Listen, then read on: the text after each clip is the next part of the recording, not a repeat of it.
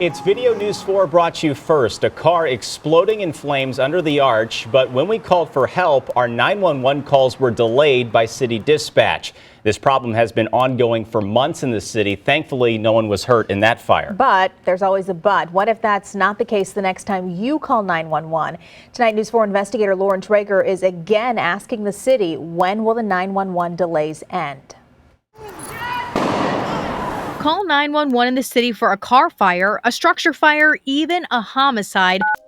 And there's a good chance you'll get this. You have reached the 911 center for the city of St. Louis. All operators are busy at this time. Definitely a difficult thing to hear. Spokesperson for Mayor Tashara Jones, Nick Dunn, tells News 4 the issue continues to be staffing. News 4 Investigates first told you back in February that at some times of the day, the city was averaging 50% of 911 calls being put on hold for more than 10 seconds.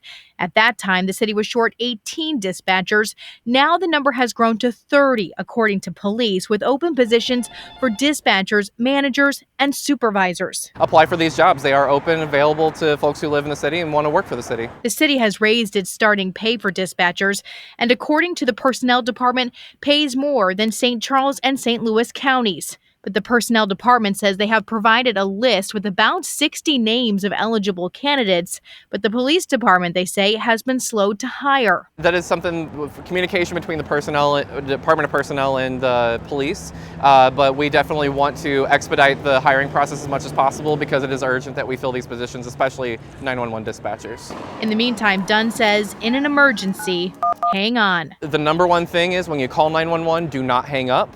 Even if you are on hold for a long time, if you hang up and keep calling back, you're going to be resetting the system. And so you'll get there faster if you just hang on. Dunn says they are hearing from some people who are hesitant to return to an in-office setting due to COVID-19. He says they are still considering combining fire, EMS, and police dispatching to make things more efficient.